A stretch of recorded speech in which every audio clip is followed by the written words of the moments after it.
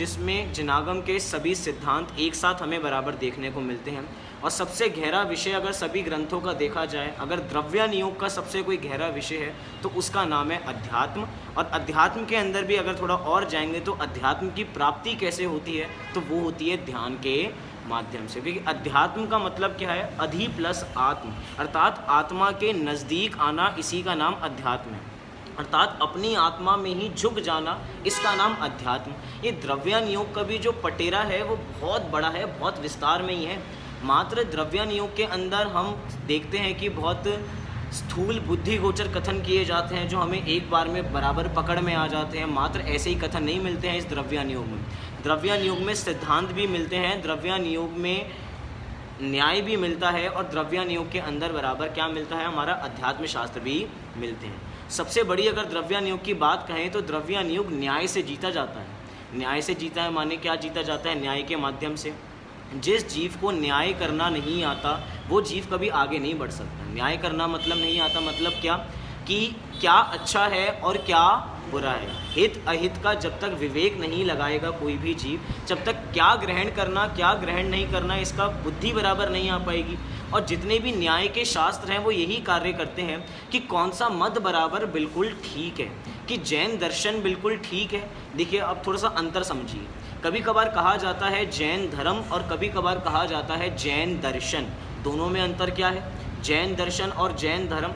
जब जैन धर्म की बात की जा रही है तो वो हमारे अपने धर्म की बात की जा रही है, लेकिन जब जैन दर्शन की बात की जा रही है तो अन्य दर्शनों के साथ उस जैन दर्शन को देखा जा रहा है। वहाँ पे सांख्य दर्शन भी है, वहाँ पे मीमांसक दर्शन भी है, वहाँ पे अन्य वेदांत दर्शन भी पाया जाएगा, वहाँ पे योग दर्शन भी पाया जाएगा, वहाँ पे गांधी दर्शन भी पाया जाएगा, इतने सारे। वहाँ पे पतंजलि का अलग दर्शन बराबर पाया जाएगा।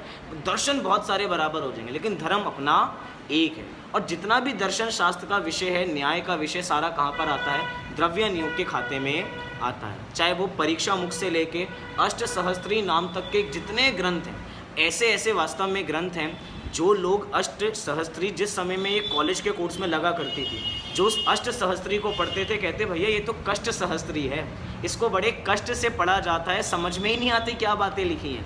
मतलब जो वाक्य अभी शुरू किया, ऊपर से एक वाक्य लिखना शुरू किया तो 5 पन्नों के बाद वो वाक्य ख़त्म होगा। कितना वाक्य, एक वाक्य 5 पन्नों के बाद, 5 लाइन नहीं, 5 पन्नों के बाद ख़त्म होगा। कौन सी बात कहाँ से शुरू हो रही है, कहाँ ख़त्म हो रही है, कौन से तर्क अपने मत के खंडन के लिए दिए, कौन से तर्क हमारे मत के मंडन के लिए दिए जा रहे हैं, कौन से तर्क दूसरे मत के खंडन के लिए दिए जा रहे हैं, पता ही नहीं लगता। लेकिन जितना भी सारा विषय है वो कहाँ आता है, न्याय के अंदर आता है, और न्याय द्रव्यान योग के अंदर बराबर आता है। इसीलिए कभी कभार हम ये बात देखते हैं कि मोक्षफल प्रकाशक, देखिए मोक्षफल प्रकाशक का 5वां अध्याय कहाँ आता है बराबर, क्या वो द्रव्यान योग मतलब क्या वो चंडन योग में आता है, क्या वो प्रथमान योग में आता है। 5वां अध्याय जिसके अंदर अन्य मतों की बात की गई है, उस अन्य मत के अंदर श्वेतांबर मत को भी बराबर रखा गया, बाकी सारी चर्चाएं भी बराबर की गई। अब विचार कीजिए कहाँ आता है वो द्रव्यान योग का विषय है। जो अधिकतर लोग क्या करते हैं कि भैया हमने शुरू के 4 अध्याय पढ़े और उसके बाद 6वें अध्याय से विषय को प्रारंभ कर देते हैं। वो 5वां इतना कठिन लगता है कि हमें समझ में ही नहीं आता बराबर कि क्या चल रहा है, और आम सभा में इसका वाचन भी बराबर नहीं किया जा सकता। बात ये नहीं वाचन क्यों नहीं किया जाता, आम सभा में जब तक बाकी दर्शनों का परिचय नहीं होगा, जब तक बाकी दर्शनों का परिचय ही नहीं है तो उनका खंडन क्या हो रहा है, उनका मंडन क्या हो रहा है, हमें बात कैसे पता लगेगी। वो कठिन की वजह से नहीं, वो दूसरों के उसमें खंडन की बात है ना, बस इसलिए उनको छोड़ो। कठिन नहीं, वास्तव में खंडन की वजह से नहीं, कठिन बहुत पड़ता है। कठिन इसलिए पड़ता है कि पहले तो हमें अन्य मत को समझना है कि अन्य मत आखिर कहना क्या चाहता है। अब कहना क्या चाहता है, वो अपने तर्क दे रहा है जैन दर्शन को गलत बताने के लिए, लेकिन हमें कहना है कि नहीं भैया आपकी जो आप बात कहना चाहते हैं, जिन हेतुओं से बात सिद्ध कर रहे हैं वो हेतु आपकी ठीक नहीं है, हमारा हेतु ये है और हमारे इस तर्क से आपका खंडन बराबर हो जाता है। मतलब खंडन मंडन बराबर शास्त्रों में चलता रहता है। बात ये भी है कि अन्य मतों की बात बराबर की है, हमें अन्य मतों से क्या मतलब है, नहीं भैया हमें अन्य मतों से मतलब है। हम कहते हैं कि भैया चीज़ होती है ना, मतलब खरा सो मेरा या मेरा सो खरा, 2 वाक्य होते हैं, खरा सो मेरा या मेरा सो खरा। बताइए, मेरा सो खरा या खरा सो मेरा, कौन सा वाक्य सही है? जो खरा वो मेरा, जो खरा वो मेरा। कोई कहे नहीं भैया मेरा सो खरा, नहीं भैया, जो मेरा होगा वो खरा नहीं होगा, जो खरा होगा वो मेरा हो। अब कौन सा, अब उसकी परीक्षा तो बराबर करनी पड़ेगी। पंडित टोडरमल जी ने भी लिखा है कि अगर अधिक न्याय शास्त्रों का ज्ञान ना हो, लेकिन कुछ न्याय शास्त्रों का, तो मतलब कुछ ऐसे न्याय तर्क ऐसे आने चाहिए जिससे हम अपने मत की सिद्धि बराबर कर सकते हैं कि भैया हम क्या कहना चाहते हैं। हम अरहंत भगवान की बात कर रहे हैं तो वो अरहंत भगवान अकर्तावाद है, इसको सिद्ध करने के लिए हमारे पास हेतु होने चाहिए। कोई हमसे आके तर्क करने लग जाए, जितने भी दर्शन हैं सब अपने भगवान को सर्वज्ञ मानते हैं, हाँ जी कि ना जी। अब वो अपने भगवान को सर्वज्ञ कह रहे हैं, हम अपने भगवान को सर्वज्ञ कह रहे हैं, बोलो कौन से सर्वज्ञ ठीक है, चिंतन कीजिए। हम तो कहेंगे भैया तुम्हारे लिए तुम्हारे भगवान सर्वज्ञ और हमारे लिए हमारे, लेकिन भैया ये तर्क चलता नहीं है बराबर।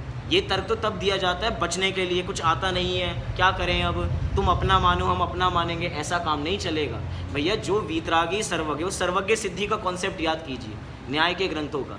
आप मीमांसा की वो 4 कारिकाएँ, सूक्ष्मांतरित दूरार्था प्रत्यक्षा कस्यचिद्य था, हमने बराबर प्रकरण में चलाई थी।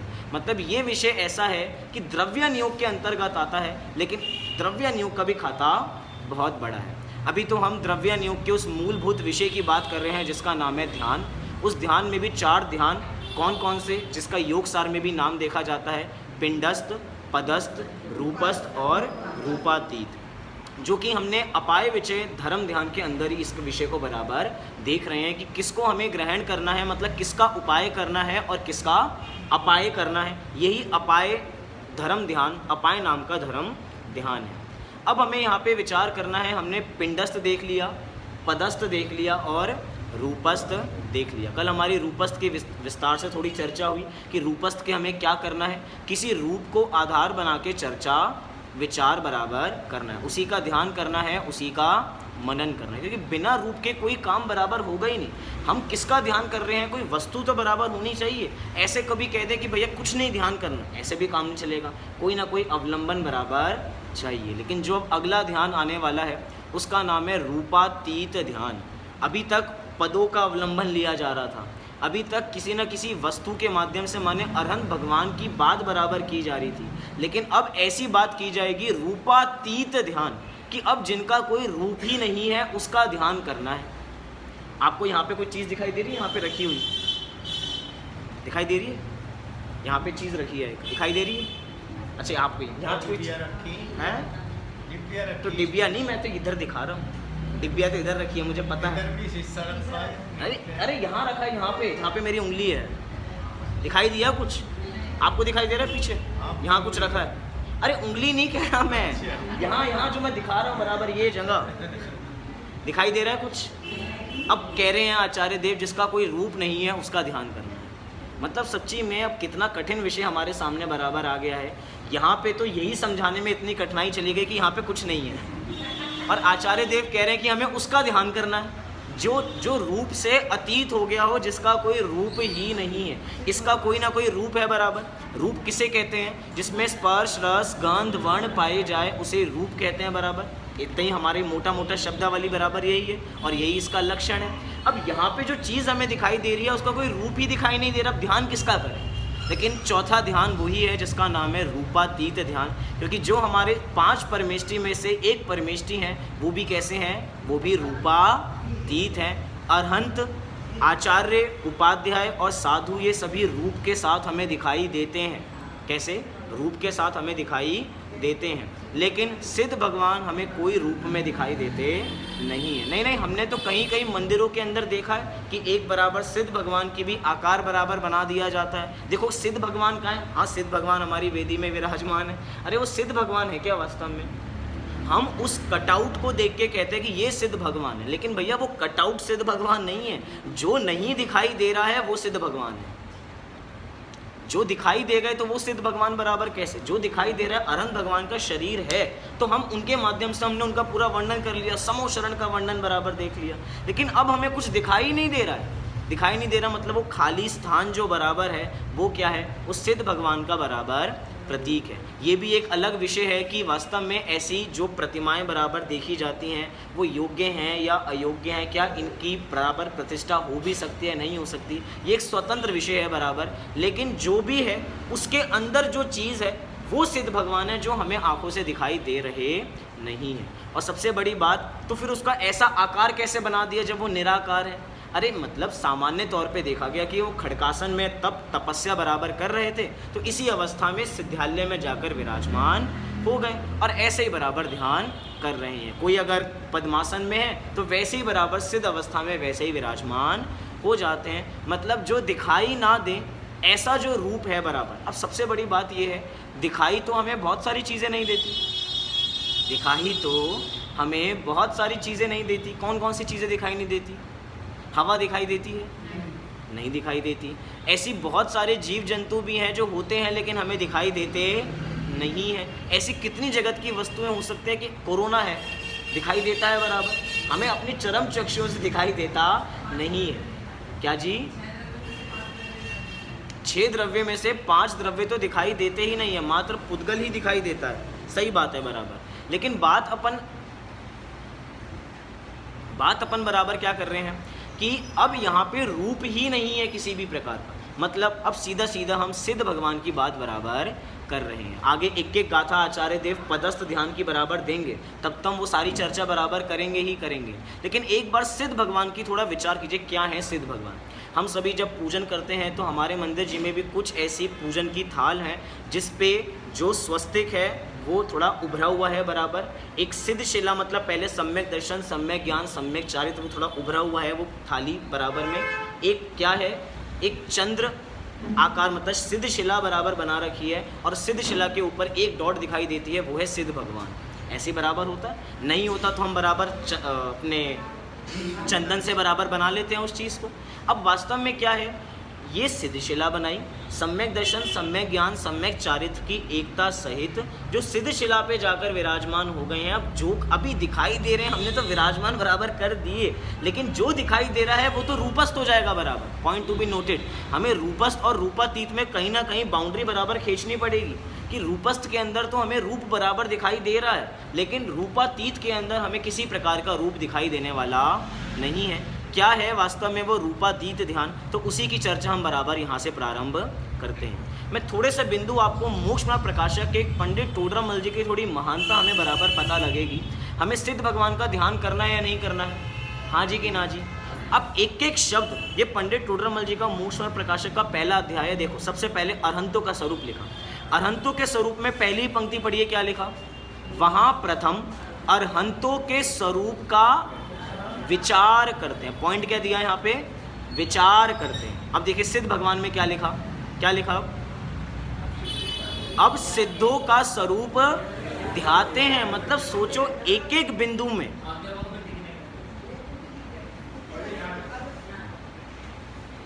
एक एक बिंदु में उधर लिखा कि अरहंतों का विचार चल रहा है और यहाँ पे सिद्धों का ध्यान चल रहा है कि सिद्धों के स्वरूप को ध्याते हैं। अब आगे जितने में जाएंगे, अब देखिए आचार्य, उपाध्याय और साधु, क्या लिखा? इनके स्वरूप का अवलोकन करते हैं। अरे एक एक शब्द के अंदर इतना मर्म भरा है कि उनका अवलोकन क्यों करते हैं और सिद्धों को ध्याते क्यों हैं और उनके स्वरूप का विचार क्यों करते हैं। अभी मैं आगे विषय को नहीं बढ़ा रहा, बस इतने से मैंने मोक्ष प्रकाशक बराबर निकाला था। लेकिन एक एक बिंदु के अंदर वास्तव में इतना मर्म भरा हुआ है कि क्या चर्चा बराबर चल रही है। चलिए थोड़ी और चर्चा रूपातीत ध्यान के संदर्भ में बराबर करते हैं। नीचे से आपको आखिरी पैराग्राफ दिखाई दे रहा होगा, उसका मैं बराबर पढ़ता हूँ, उसके माध्यम से रूपातीत। अब सबसे बड़ी बात, तकलीफ़ ये है कि अभी जितनी भी बात चल रही है वो किसी न किसी के आधार से चल रही है। आप कोई आधार है ना हमारे सामने, ग्रंथ हमारे लिए आधार है, उसके ऊपर जो शब्द लिखे हैं वो हमारे लिए आधार है। लेकिन जो बराबर चिंतन चलेगा उसके अंदर कोई आधार नहीं होगा। आधार से मतलब क्या नहीं होगा, वहाँ पे कुछ दिखाई नहीं देगा, कोई ग्रंथ नहीं दिखाई देगा। पदों के अंदर, हम पदस्थ ध्यान के अंदर हमें पद दिखाई दे रहा था, हमें पद के माध्यम से ध्यान करना था। लेकिन बात बताई जा रही है, क्या करें? करके नहीं दिखा सकते, करके दिखाएंगे तो कर ही लेंगे ना बराबर, बताएंगे बराबर क्या? बताने में तो शब्दों का प्रयोग होगा ही, मजबूरी है। लेकिन रूपातीत ध्यान के सारा स्वरूप समझना चाहिए। देखिए क्या लिखा, जो परमात्मा निकल, यहाँ पे निष्फल लिखा, वो निकल है। जो परमात्मा निकल विशुद्ध अर्थात द्रव्य कर्म, भाव कर्म और नो कर्म से रहित हैं, जिसमें किसी प्रकार की हीना दिखता भी नहीं है, जगत गुरु चैतन्य स्वरूप है। उनके ध्यान को रूपातीत ध्यान कहते हैं। और भी विशेष निम्न प्रकार जानना चाहिए। आगे बराबर उसके बारे में बताएंगे, लेकिन क्या कहा, जो कैसे हैं, निष्कल, कल माने होता है शरीर, क्लेवर। ये कहाँ पढ़ा हमने स्वरूप, ये कल वाला कहाँ कुछ नहीं, स्वरूप हमने बराबर कहाँ पढ़ा, वो तो हम अभी आगे जाके भजन देखेंगे बराबर एक एक उसका, कहाँ पढ़ा हमने ये, हाँ कहाँ पढ़ा वही तो मैं पूछ रहा हूँ। ये तो मैंने बता ही दिया, निकल सकल की बात चल रही, कहाँ पढ़ा हमने, कर्मों की 100।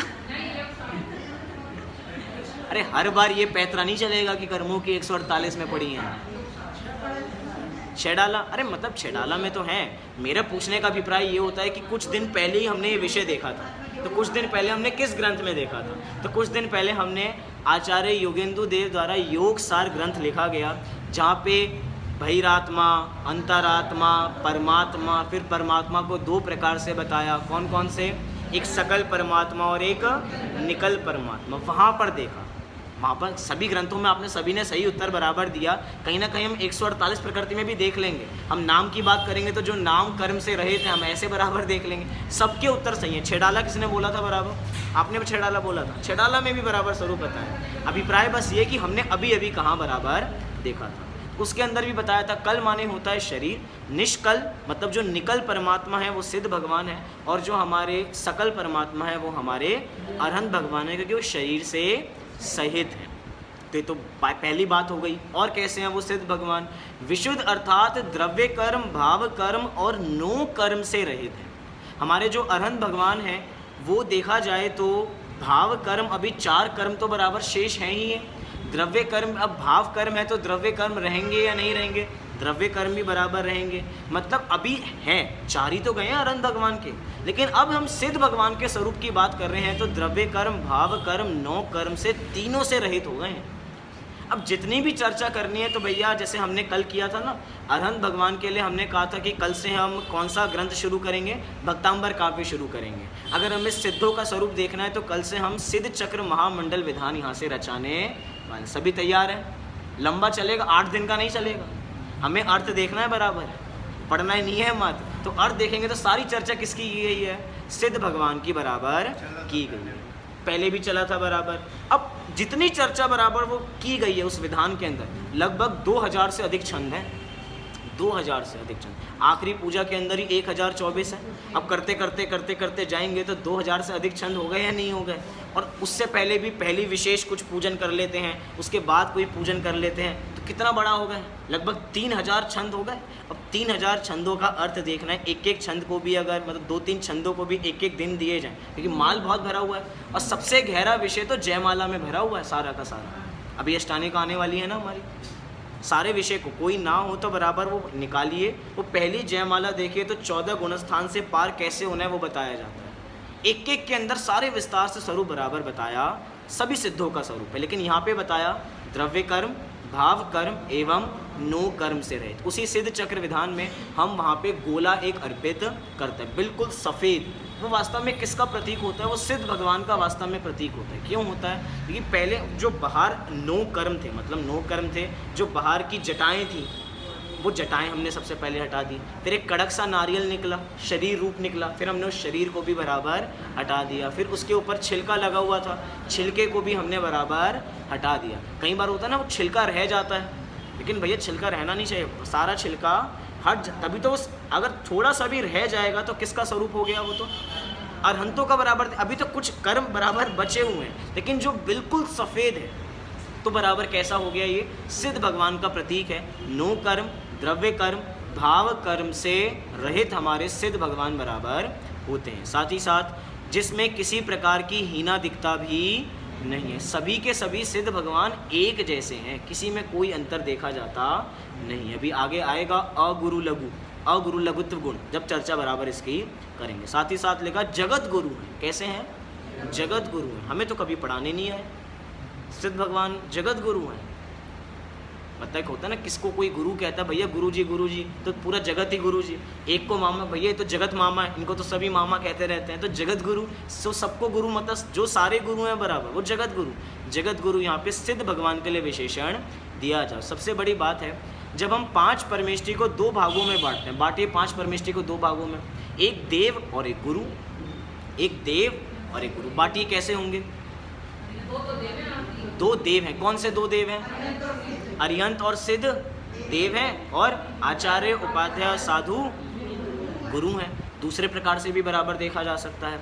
अरहंत भगवान को भी महागुरु, जगत गुरु, परम गुरु के नाम से देखा जाता है। तो 4 गुरु हो गए, अरहंत, आचार्य, उपाध्याय, साधु, और उनसे भी जो सर्वश्रेष्ठ हैं वो सिद्ध भगवान है। अरहंतों के बाद ही तो सिद्ध बना जाता है, 13वें 14वें गुणस्थान के बाद ही तो गुणस्थानातीत अवस्था बराबर आती है। तो सिद्ध भगवान, क्योंकि देखा जाए तो अरहंत भगवान के मूल में देखे जाए तो 4 मूल गुण हैं अगर वास्तव में निश्चय से देखा जाए तो, और सिद्ध भगवान के वास्तव में 8 हैं। तो सबके अनंत बराबर, लेकिन जो मोटा मोटा देखें 46 में से 4 ही बराबर हैं। अब सिद्ध भगवान के तो 4 में मल्टीप्लाई 2 कर दो तो 8 बराबर हो गए।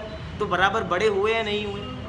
बड़े हुए, लेकिन तब भी क्या कहा जा रहा है? जगत गुरु कहा जा रहा है। अच्छा, अरहंत भगवान में तो हमने भक्ति देख ली थी, निरखो अंग अंग जिन वर से, जिनसे झलके शांति अपर, कि उनसे हमें कोई ना कोई शिक्षा बराबर मिल रही है। सिद्ध भगवान से कौन सी शिक्षा मिल रही है कि हम उनको जगत गुरु माने, या हम अपना गुरु क्यों माने हम उनको?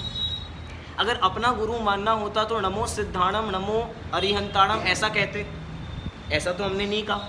हमने कहा कि नमो अरिहंताणम नमो सिद्धाणम। गुरु मतलब हमने गुरु का स्थान पहले अरहंत को दिया, सिद्ध को बाद में, क्योंकि हमारा प्रयोजन अरहंतों से सिद्ध होता है। लेकिन उसके बावजूद भी यहाँ पे क्या लिखा कि ये कैसे हैं? जगत गुरु। कैसे हैं जगत गुरु? कुछ दिया इन्होंने हमें। अरहंतों ने तो हमें उपदेश दिया, सिद्धों ने क्या दिया? क्या दिया? पीछे से क्या दिया? क्या बताया? रास्ते को अपनाया। और क्या दिया? लक्ष्य हमारा, अरे वो तो ठीक है हमारा लक्ष्य। मैं कह रहा हूँ जैसे अरहंत भगवान ने, मेरा प्रश्न जिस दिशा में है, अरहंत भगवान से हमें उपदेश मिला, उपदेश मिला। सिद्ध भगवान से हमें क्या मिला? ऐसा मिला ना हमें कुछ। ये जिनवाणी हमें मिली है तो ये अरहंतों की देन है ना वास्तव में? हाँ जी कि ना जी? सिद्धों की क्या देन है? मैं ऐसे पूछना चाहता हूँ, क्या देन है सिद्धों की?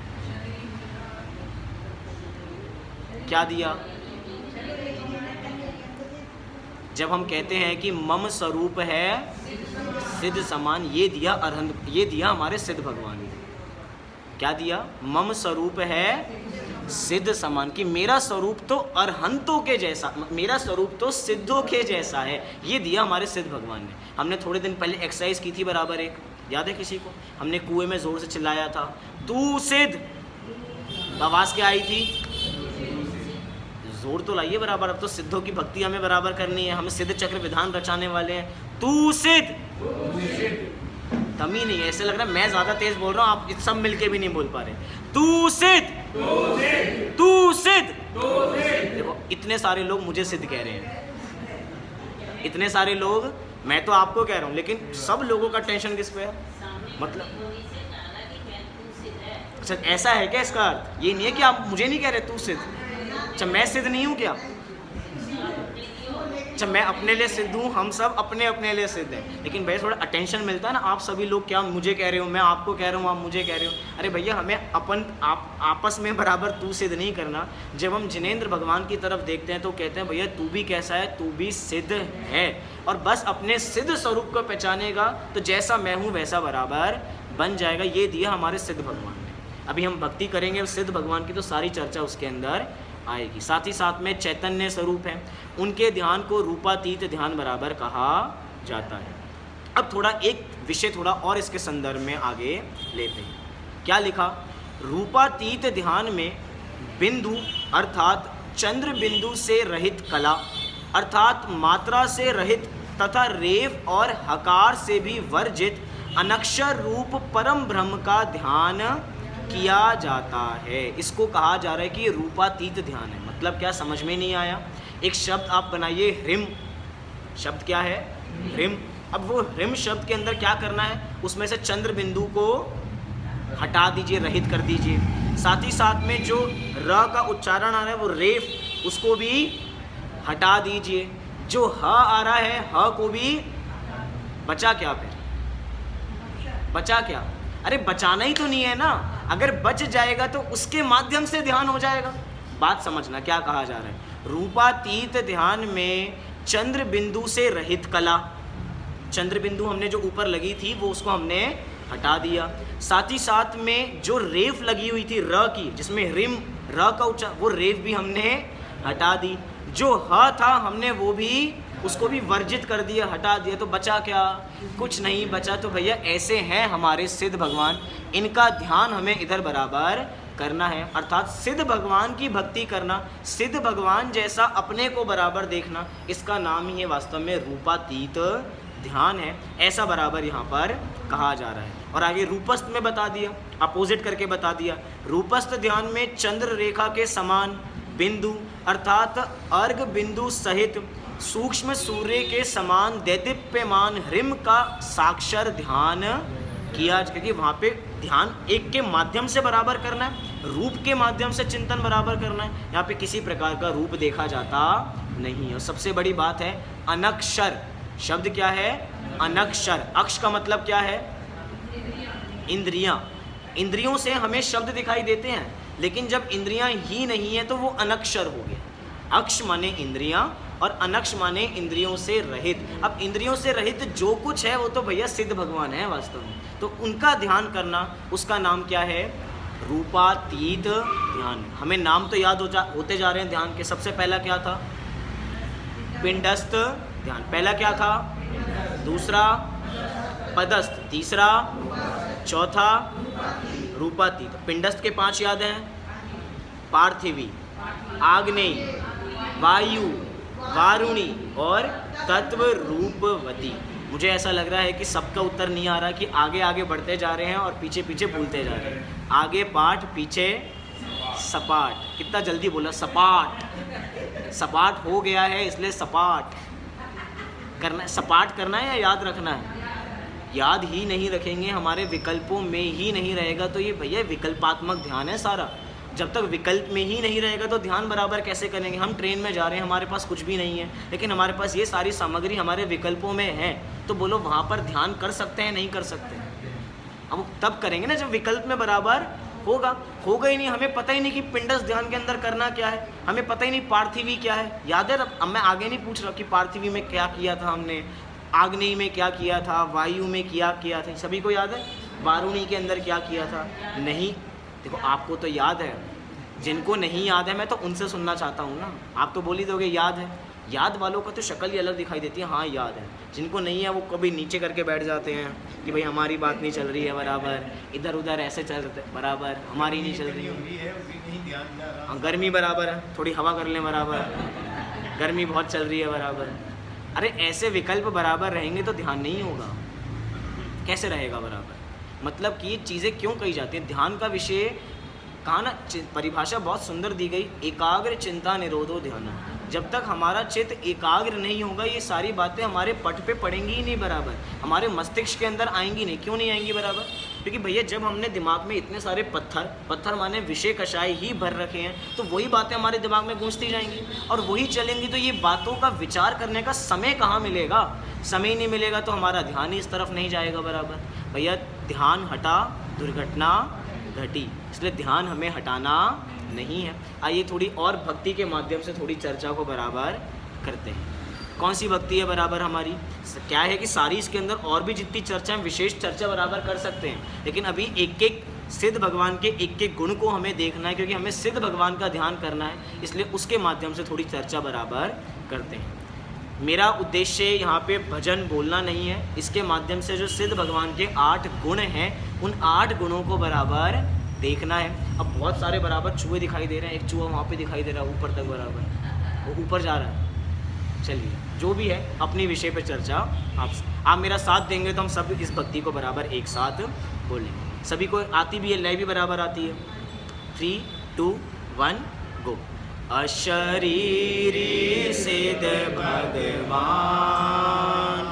आदर्श तुम्ही मेरे, अविरुद्ध शुद्ध चिदघन उत्कर्ष तुम्ही मेरे, सम्यक सुदर्शन ज्ञान अगुरु लघु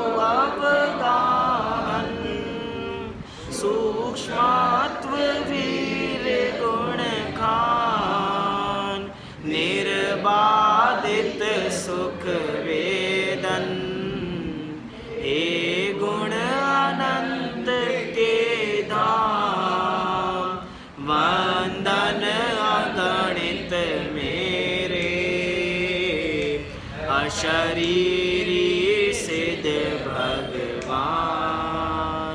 आदर्श तुम्ही मेरे, रागादि रहित निर्मल, जन्मादि रहित अविकल, कुल गोत्र रहित निष्कुल, मायादि रहित निश्चल, रहते निज में निश्चल, निष्कर्म साध्य मेरे, अशरीरी सिद्ध भगवान आदर्श तुम्ही मेरे, रागादि रहित उपयोग, ज्ञायक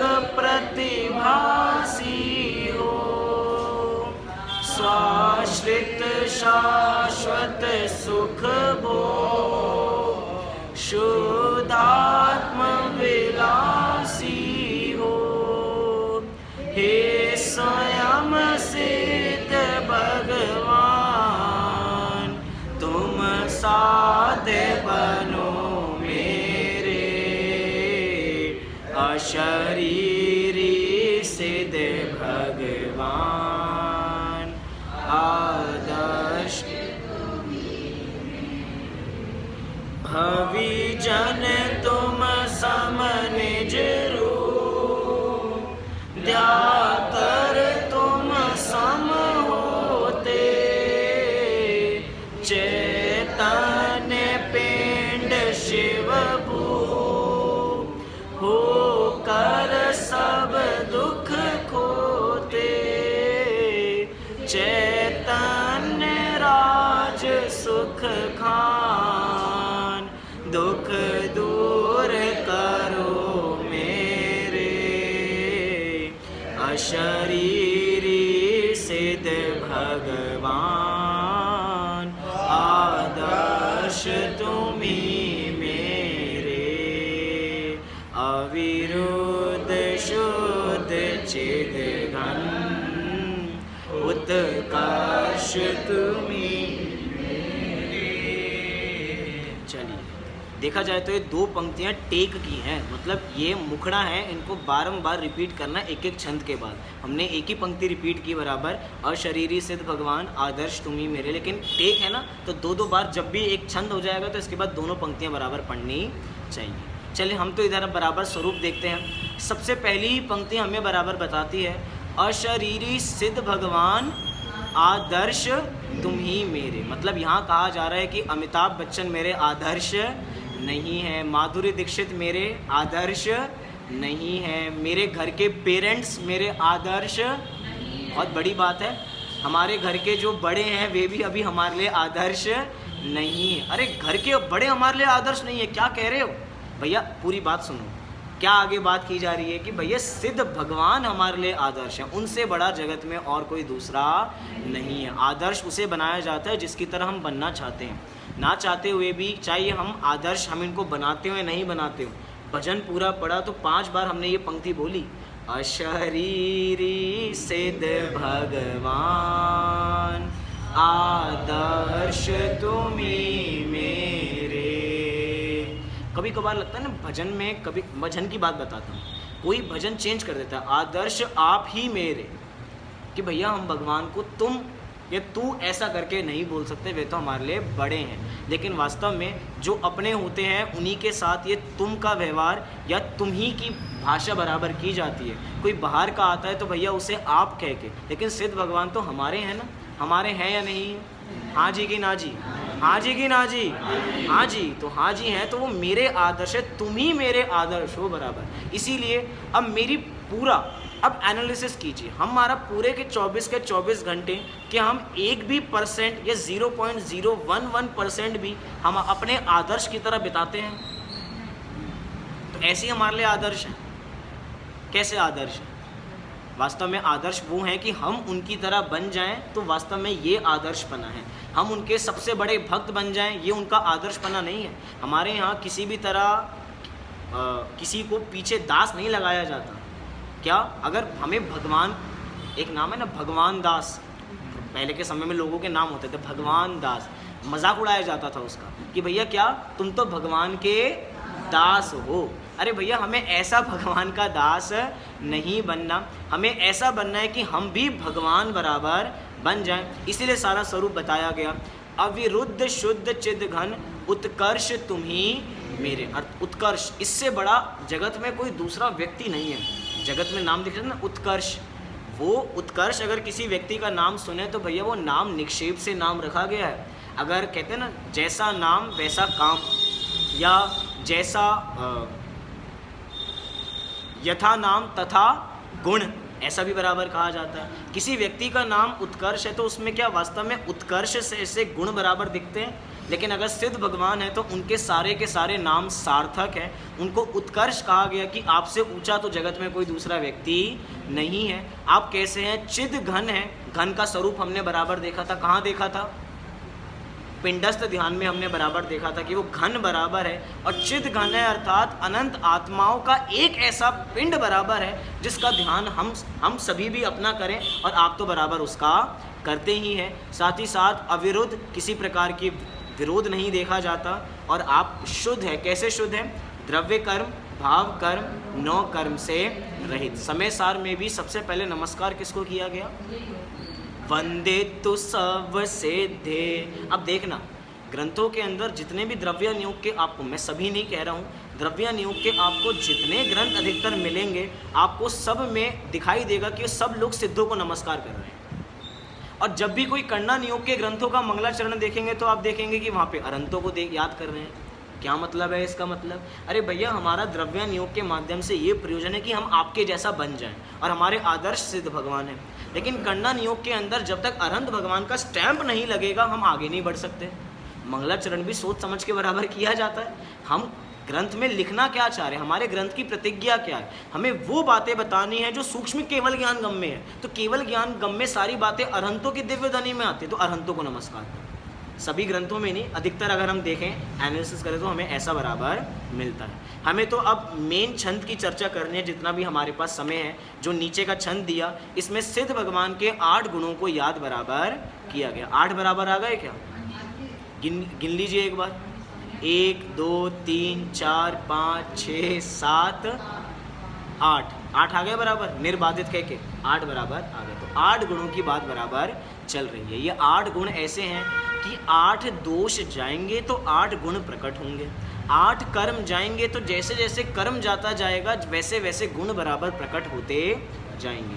4 गुण तो वही हैं जो अरहंत भगवान में बराबर प्रकट होते हैं। 4 घाती कर्मों का नाश हुआ, ज्ञानावरण, दर्शनावरण, मोहिनी और अंतरण। ये 4 कर्मों का नाश हुआ। तो 4 कर्मों का नाश हुआ मतलब एक चीज़ जाएगी एक चीज़ आएगी। ज्ञानावरण गया तो क्या मिला? अनंत ज्ञान मिला। दर्शनावरण गया तो क्या मिला? अनंत दर्शन मिला। अगर बराबर अपना मोहिनी कर्म गया तो क्या मिला? अनंत सुख, जिसको सम्यक्त के नाम से भी बराबर देखा जाता है। अंतराय कर्म गया तो क्या मिला? अनंत वीर्य बराबर हमें प्राप्त हो गया। ये सुख और ये सुख गुण और सम्यक गुण ऐसे 2 नाम बराबर क्यों दिए जाते हैं? इसका भी एक बराबर कारण है। ऐसा इसीलिए है क्योंकि मोहिनी के 2 भेद हैं। कौन कौन से? दर्शन मोहिनी है और चारित्र मोहिनी है। दर्शन मोहिनी, अगर दर्शन मोहिनी की जब भी सम्यक कहा जा रहा है तो दर्शन मोहिनी के अभाव पूर्वक कहा जा रहा है, और जब भी सुख गुण कहा जा रहा है तो चारित्र मोहिनी के अभाव में कहा जा रहा है। लेकिन बात उसी की चल रही है कि मोहिनीय कर्म के अभाव में सम्यक और सुख गुण प्रकट होता है। हम सभी के अभी ज्ञान पे कुछ ना कुछ आवरण है, तभी तो अभी हमें अनंत ज्ञान नहीं है कि हमें अनंत ज्ञान? अच्छा, हम अपने मोहल्ले के बारे में सब जानते हैं क्या? हमें अपने मोहल्ले, भैया हम सबसे ज़्यादा ज्ञानवान हैं, हमें हर चप्पे चप्पे की खबर बराबर रहती है। अच्छा, आप भैया आप कहाँ रहते हैं? मैं एक थोड़े दिन पहले भी हमने किया था, कहाँ रहते हैं? बलबीर नगर। तो बलबीर नगर में तो सबको जानते होगे आप। कितने साल से रह रहे हो बलबीर नगर? 12-15 साल से। 12-15 साल में तो जाना चाहिए। आप कितने, और कौन कोई है बहुत पुराना कोई रह रहा हो? आप, हम ही रह रहे हैं बराबर। कब से रह रहे हैं? 40 साल। तो 40 साल में तो बलबीर नगर को सबको जानते होंगे बराबर?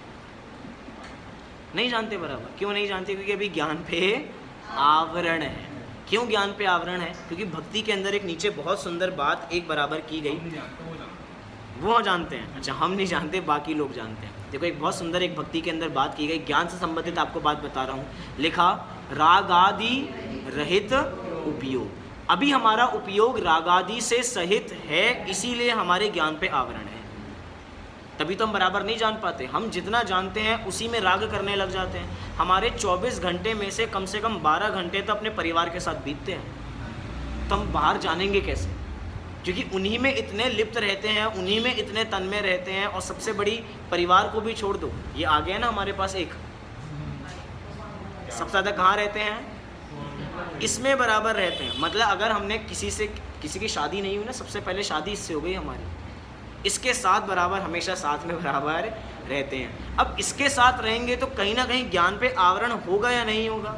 होगा। तो इसलिए कह रहे हैं रागादि रहित उपयोग। हमारा उपयोग तो रागादि से सहित है, लेकिन वो अनंत ज्ञानी क्यों है? क्योंकि उपयोग के अंदर ज्ञान और दर्शन की तो बात बराबर की जाती है। ज्ञान दर्शन के व्यापार को ही तो उपयोग कहते हैं, और उपयोगी जीव का लक्षण बराबर है। तत्वार्थ सूत्र में बराबर बताया, उपयोगो लक्षणम, दूसरे अध्याय का जहाँ तक 8 नंबर का सूत्र, ऐसे ही बराबर दूसरे अध्याय के अंदर ही 8वें नंबर का सूत्र, उपयोगो लक्षण। अब सारी बात यहीं से कंसल्टेड बराबर चल रही है। तो हमने कहा कि सम्यक गुण कैसे प्रकट हुआ? किसके अभाव से? मोहिनीय कर्म के अभाव से। सुदर्शन, तो दर्शनावरण कर्म गया, तो सुदर्शन मतलब सम्यक दर्शन। वो सम्यक दर्शन, वो वाला सम्यक दर्शन नहीं, सुदर्शन से मतलब दर्शनावरण के अभाव में वो अनंत दर्शन बराबर प्रकट हो गया। ज्ञान बराबर प्रकट हो गया क्योंकि ज्ञानावरण कर्म चला गया। अब एक और की बात बराबर कर लेते हैं। एक हमारे सामने एक और गुण बराबर है वीर्य। पहले इसकी चर्चा कर लेते हैं, फिर बाकी जो 4 हैं उसकी बात करेंगे। वीर्य, अंतराय कर्म गया तो कौन सा गुण प्रकट हुआ? अनंत वीर्य। वीर्य वास्तव में होती शक्ति। अभी हमारे पास शक्ति नहीं है, हमारे पास भोग हो सकते हैं। आज हमारी थाली पूरी भरी हुई है, लेकिन हमारे में भोगने की शक्ति नहीं है। वो आता है ना कि जब चने थे तब दांत नहीं थे, और जब दांत आए तब चने नहीं थे। ऐसा सारी बात बराबर है। अब ये क्या है वास्तव में? भोगने के लिए तो अब हमारे पास बहुत है। थाली में हमारे पास सारे मिष्ठान हमारे पास रखे हुए हैं। हम किसी शादी में जाएं तो भैया अब तो ऐसा है कि 8 से ज़्यादा हमें मतलब 8 से कम तो मिठाइयाँ दिखती नहीं हैं किसी भी। 8 मिठाइयाँ बराबर होंगी। मन तो करता है कि भैया 8 की 8 बराबर खा लें, लेकिन भैया 8 ही थोड़ी हैं, अभी तो स्टार्टर्स भी है। या तो हम स्टार्टर्स खाएंगे या खाना खाएंगे, खाना खाएंगे तो स्टार्टर्स छूट जाएगा या मिठाई छूट जाएगी। अब भोगने की क्षमता मतलब चाहते कितने हैं? बहुत ज़्यादा, लेकिन भोग क्यों नहीं पाते? क्योंकि अभी वीर्यांतराय कर्म का क्षयोपशम है। अभी वीर्य कर्म हमारा इतना विकसित नहीं है कि हम सभी को बराबर भोग सके। वो सारा लगाना, सारे 5 भेद। सुपर डॉक्टर ने मना करती है, 1 रोटी और सब्जी खाता हूँ। अच्छा, डॉक्टर ने बराबर मना कर रहे, इसलिए नहीं बराबर खा पाता। लेकिन चाह बराबर, चाह बराबर बनी हुई है। वो जैसे ही कोई लाता ना गुलाब जामुन, कभी कभार ऐसा होता है ना, सारे व्यक्ति सभा बराबर लगी है, अपने घर में फैमिली बैठी हुई है, सबके सामने गुलाब जामुन रखते जा रहे हैं। व्यक्ति को लगा चलो घर के बाहर निकले हैं तो गुलाब जामुन मुझे भी आज खाने को मिल जाएगा। इतने में से पीछे पत्नी आवाज़ लगाते, नहीं नहीं इनको मत देना, इनको शुगर है। बिल्कुल सामने आया ही था, बस उठा ही लिया था। नहीं नहीं नहीं फूफा जी आप दे दो, मामा जी आप दे दो, आपको तो शुगर है, आपको नहीं चाहिए। अब बिल्कुल यहाँ तक आते ही बस अंदर जाने ही वाला था, वो निकाल लिया जाता, भैया वापसी दे दो। बिल्कुल मतलब बात चल रही है कि अभी हमारे पास इतनी शक्ति नहीं है कि हम बराबर भोग सकें। हम सबसे बड़ी बात कह रहे हैं, अनंत ज्ञान के लिए, अनंत दर्शन के लिए शक्ति चाहिए। वास्तव में हम अनंत को जान सकें इतनी कि हम में क्षमता है। वास्तव में एक बच्चा अपना सिलेबस देखता है ना, उसका सिर चकरा जाता है। अगर नींद लाने का कोई फॉर्मूला है तो भैया स्कूल की किताब खोलो तो तुरंत नींद आ जाएगी। अब कह रहे हैं अनंत ज्ञान, तो उसके लिए शक्ति चाहिए या नहीं चाहिए? हमें अनंत संसार बराबर जानना है, हमें सारे त्रिकाल बराबर जानना है, तो उसके लिए शक्ति चाहिए। तो वीर्य शक्ति हमें बराबर चाहिए। लेकिन अभी तो सिद्ध भगवान का एक गुण है जिसका नाम क्या है? वीर्यत्व गुण। अब हम 4 की बात इधर बराबर करते हैं। पहला हमारे सामने आता है, क्रम से चलते हैं, वेदनीय कर्म। वेदनीय कर्म के अभाव से एक गुण प्रकट होता है जिसका नाम क्या है? अव्याबाधित। अव्याबाधित का मतलब क्या है वास्तव में? बिना बाधा के, बिना बाधा, अव्याबाधित कि बिना बाधा के सारी चीज़ें बराबर चल रही हैं। अभी जितनी भी, अब वेदनीय में साता वेदनीय लगाना कहाँ पढ़ा ये हमने? अब बोल सकते कर्मों की 148 में पढ़ा। अब तो बोले ना, अब जहाँ का विषय कंसल्टेड है वहीं का नहीं बोले तो कैसे काम चलेगा? तो कर्मों की 148 में पढ़ा। तो अव्याबाधित, बिना बाधा के सारी चीज़ें बराबर चलती जाती हैं। हमारी तो हर चीज़ में बाधा है, हर चीज़ में बाधा। अगर मैं आपको दिखाई देना बंद हो जाऊं तो बाधा है या नहीं है? अभी हम जिसके माध्यम से मंदिर तक आए हैं ना बराबर, वो भी बाधा है वास्तव में। कहाँ बाधा है? हमें तो कोई बाधा नहीं है भैया। ये सबसे बड़ा शरीर हमारे लिए बाधा है। जितने भी हमारे सामने जितनी भी चीज़ें हैं, मैं अभी नाम कर्म की बात नहीं कर रहा हूँ, कभी कोई शरीर की बात करेगी वो तो नाम के अंदर आ जाएगी। इसको बाधा के रूप में देख रहे हैं, बंधन है ना बराबर। ये चाहे हमें असाता वेदनीय साता वेदनीय कर्म से हमें चाहे संयोग कोई से भी मिले, सबसे बड़ी बात है असाता वेदनीय तो हमें बाधित करती ही करती है। अब सिद्ध करना ये मुश्किल है कि साता वेदनीय भी बाधा उपस्थित करती है।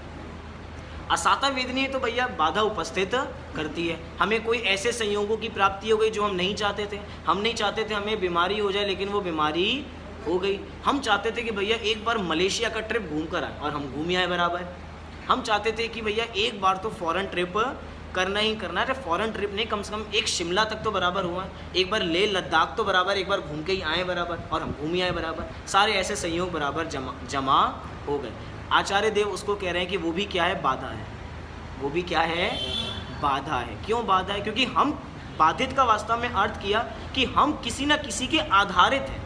आधार से, आधार है मतलब हम परतंत्र हैं। कोई बीमारी हुई असाता वेदनीय से, ऐसे कोई संयोग बराबर हुए तो उसमें भी बराबर दुखी थे। हमें अच्छी चीज़ें मिल गई तो तब भी बाधा उपस्थित है। हमारे सामने हमारा फेवरेट खाना बराबर रखा है तो भी बाधित है। क्यों बाधित है? ये बीमारी है इसलिए नहीं, वो तो असाता में बराबर चली जाएगी। सब कुछ सही है, उसके बावजूद भी एक सीमा तक बराबर खा सकते हैं, उससे अधिक नहीं खा सकते। अब जो भी संयोग की प्राप्ति हुई है वो तो साता वेदनीय से हुई है, लेकिन उसके बावजूद भी कैसा है? वो दुख का कारण है, बाधा उपस्थित करने। कितना सारा काम करना पड़ता है आपको पता है? जो मैं कभी कभार सोचते हैं ना, एक रोटी खा ली, बचपन में कहते, अभी भी कह देते हैं कि मम्मी खिला रही हैं या हम खा रहे हैं, भैया आज तो मुंह खाते खाते थक गए। ऐसा होता है आपके साथ? हाँ जी कि ना जी? अब नहीं होता, अब मज़ा आता है खाने खाने में। तो जो मिल गया, ये तो और बड़ी बाधा है कि जो मिल गया वो खा लिया, जो चाह वो तो मिला ही नहीं। हम तो कह रहे हैं मुंह खाते खाते भी तो, चबड़ा चबाते चबाते भी तो थक जाता है बराबर। भैया अब इससे ज़्यादा खाया जाता नहीं है। तो बाधा है या नहीं है? सारी चीज़ों के बारे में विचार करना चाहिए। तो सबसे पहले कौन सा हमने देख लिया? ये अव्याबाधित, मतलब जो नीचे लिखा निर्बाधित, इसकी बात हमने बराबर कर ली। आगे बढ़ते हैं। अगला है आयु कर्म के अभाव में प्रकट होने वाला कौन सा? अवगाहनत्व। कौन सा? अवगाहनत्व। अवगाहनत्व मतलब आयु कर्म के अभाव में। इससे एक सबसे बड़ी बात हमें पता लगती है कि आयु कर्म है जो हमें बांधने वाला है और जो हमें छोड़ने वाला है। आयु कर्म की अपेक्षा बात बराबर चल रही है। निज आयुषय से मरण हो यह बात जिनवर ने कही, तुम मार कैसे सकोगे जब आयु दे सकते नहीं। 8 गाथाओं का सेट है बराबर ये सारी भी। तुम सुखी नहीं कर सकते, तुम दुखी नहीं कर सकते। अब बात लगाना, सब कुछ किस पे आधारित है?